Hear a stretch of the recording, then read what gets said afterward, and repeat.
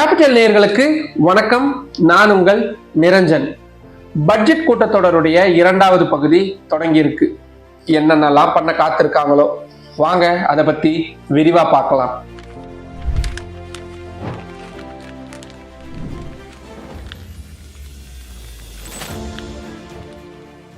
நாடாளுமன்ற பட்ஜெட் கூட்டத்தொடர் கடந்த ஜனவரி 31 தொடங்கி பிப்ரவரி 13 வரைக்கும் நடந்துச்சு. அந்த டைம்ல தான் பட்ஜெட் தாக்கலாச்சு.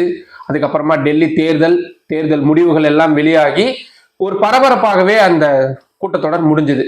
அதோடைய இரண்டாம் பாகம் இப்போ தொடங்கி இருக்கு. மார்ச் 10 ஏப்ரல் 4 வரைக்கும் இந்த கூட்டத்தொடர் நடக்குது. ஆக்சுவலா இந்த இரண்டாவது பகுதியில தான் பல முக்கியமான விஷயங்கள் நடக்க போகுது. சரவெடிகள் காத்துட்டு இருக்கு. குறிப்பா வக்ஃபு திருத்த மசோதாவை இந்த முறை நிறைவேற்றிடணும் அப்படின்றதுல மத்திய பாஜக சர்க்கார் ரொம்ப தீவிரமா இருக்கிறாங்க. இதுக்கு ஏற்கனவே கடுமையான எதிர்ப்பு அப்படின்றது நாடு முழுக்கவுமே இருக்கு. அதிலும் குறிப்பா இந்த வக்ஃபு மசோதா தொடர்பான நாடாளுமன்றத்துடைய கூட்டுக்குழு விசாரணையிலேயே நிறைய முறைகேடுகள் இருந்துச்சு அப்படின்ற குற்றச்சாட்டுகளை தான் எதிர்கட்சியினர் முன் வச்சாங்க.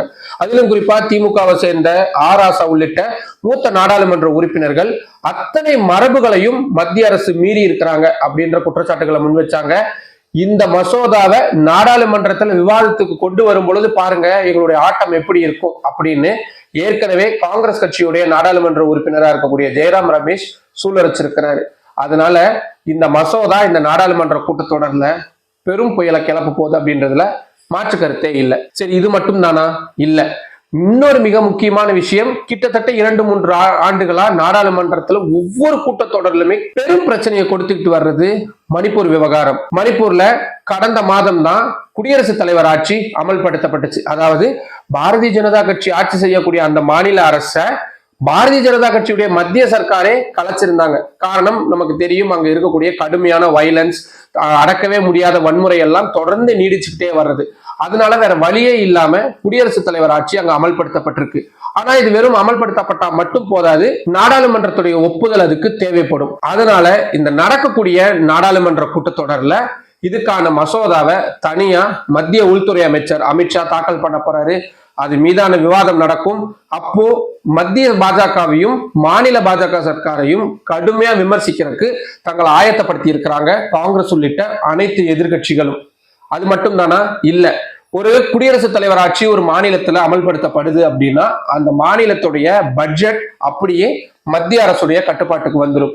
அந்த வகையில மணிப்பூர் மாநிலத்திற்கான பட்ஜெட்டை நிர்மலா சீதாராமன் அவர்கள் நாடாளுமன்றத்துல தனியா தாக்கல் செய்ய இருக்கிறாரு. அதுல என்னென்ன மாதிரியான அறிவிப்புகள்லாம் வர இருக்கு அப்படின்றது ரொம்பவும் முக்கியமானதா பார்க்கப்படுது. இது மத்திய அரசு கிட்ட இருக்கக்கூடிய பாஜக வச்சிருக்கக்கூடிய திட்டங்கள். இது போக இன்னும் நிறைய திட்டங்கள் இருக்கு. அதெல்லாம் கூட்டத்தொடர் போக போக நம்ம தொடர்ந்து விரிவா பார்க்க இருக்கிறோம். எதிர்கட்சிகள் என்ன பண்ண போறாங்க? இதுல காங்கிரஸ் கட்சியை பொறுத்த வரைக்கும் அதானி விவகாரம், மிக குறிப்பா தாராவிக்கு சில நாட்களுக்கு முன்னாடிதான் ராகுல் காந்தி போயிருந்தாரு. அந்த தாராவியுடைய மறுகட்டமைப்பை அதானி குழுமத்துக்கிட்ட கொடுத்ததுக்கு எதிராக காங்கிரஸ் கட்சியினர் நாடாளுமன்ற கூட்டத்தொடர்ல கடுமையா போராட்டம் நடத்துவாங்க அப்படின்ற தகவல்கள் தான் நமக்கு சொல்லப்படுது. இன்னொன்னு, இந்த வாக்காளர்கள் எண்ணிக்கை சம்பந்தமான விஷயங்கள்ல திரிணாமுல் காங்கிரஸ் கட்சியுடன் சேர்ந்து நாடாளுமன்றத்துல புயல கலப்பறக்கு எதிர்கட்சிகள் தயாரா இருக்கிறாங்க. அது என்ன பிரச்சனை? அதாவது ஒரு மாநிலத்தில் தேர்தல் நடக்க போகுது அப்படின்னா திடீர்னு அந்த மாநிலத்துல புதுசா சேர்க்கப்படக்கூடிய வாக்காளர்களுடைய எண்ணிக்கை அதிகரிச்சிருக்கு அப்படின்றதா குற்றச்சாட்டு. ஏன் டெல்லியில நடந்த சட்டப்பேரவை தேர்தலையே ஆம் ஆத்மி கட்சி 6 மாதங்களா அதையே தான் சொல்லிட்டு இருந்தாங்க. கிட்டத்தட்ட 20-30 லட்சம் பேர் வரைக்கும் புதுசா வாக்காளர்களா சேர்க்கப்பட்டிருக்கிறாங்க. இது முறைகேடுகளுக்கு வழிவகுக்கும் அவங்க சொல்லிக்கிட்டே இருந்தாங்க. அந்த விவகாரத்தை இந்த முறை நாடாளுமன்றத்துல அனைத்து எதிர்கட்சிகளும் முன்னெடுக்க போறாங்க. சரி, தமிழ்நாட்டு சார்பா தமிழ்நாட்டுல தாங்க இந்த தடவை மிகப்பெரிய கிளைமேக்ஸே இந்த நாடாளுமன்றத்துல காத்துக்கிட்டு இருக்கு. அது என்னன்னா டீலிமிட்டேஷன்.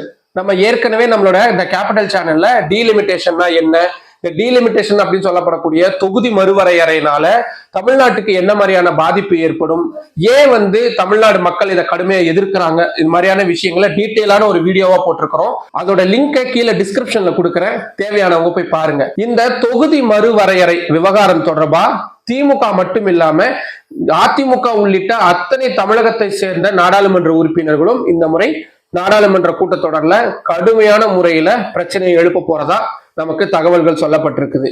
அது மட்டும் இல்லாம மும்மொழி கொள்கை தமிழ்நாட்டில் இப்போ எந்த அளவுக்கு பத்திக்கிட்டு எரியுது அப்படின்னு நமக்கு தெரியும். இந்த ஹிந்தி திணிப்பு விவகாரம் சம்பந்தமாகவும் திமுக உள்ளிட்ட தமிழ்நாட்டை சேர்ந்த நாடாளுமன்ற உறுப்பினர்கள் நாடாளுமன்றத்துல பெரும் புயலை கிளப்புறதுக்கு தயாராகி இருக்கிறாங்க. அடுத்ததா அமெரிக்க அதிபர் ட்ரம்ப் அவர்கள் தொடர்ந்து விதிக்கக்கூடிய வரி விதிப்பு சம்பந்தமாகவும் இந்தியாவை தொடர்ந்து அவர் அவமரியாதை செய்யக்கூடிய விவகாரம் தொடர்பாகவும் நாடாளுமன்றத்துல பெரும் பிரச்சனைகளை எழுப்பதற்கும் நாடாளுமன்ற உறுப்பினர்கள், குறிப்பா எதிர்கட்சி உறுப்பினர்கள் தயாராகி இருக்கிறாங்க. இதெல்லாம் எப்படி சமாளிக்கணும்னு எங்களுக்கு தெரியும், நாடாளுமன்ற கூட்டத்தொடர் தொடங்கட்டும், அப்புறம் பாருங்க எங்க ஆட்டத்தை அப்படின்னு ஏற்கனவே பாஜகவை சேர்ந்த நாடாளுமன்ற உறுப்பினர்கள் புஷ்டியை தூக்கி இருந்தாங்க. மொத்தத்துல இந்த முறை என்ன பிரச்சனையாக போகுது அப்படின்றதுதான் ரொம்ப ஆவலா நம்ம எதிர்பார்த்து காத்துட்டு இருக்கோம். ஆனா இந்த மாதிரியான இவங்களுக்குள்ள இருக்கக்கூடிய இந்த சண்டைகள் மக்களுக்கு எந்த வகையில நன்மை பயக்கும்? வெறும் இவங்க அமளியில் ஈடுபட்டு வெளியே வர்றதோ, இல்லாட்டி நாடாளுமன்றத்தை மரபுகள் படி நடத்தாம ஆளுங்கட்சியினர் நடந்துக்கிறதும் எந்த வகையில சரியா இருக்கும்? மக்களுக்கு இதனால என்ன மாதிரியான விஷயங்கள் தான் கிடைக்கும்? இதை பத்தின ஏதாவது கருத்துக்கள் உங்களுக்கு இருந்தா கீழே கமெண்ட் பாக்ஸ்ல சொல்லுங்க.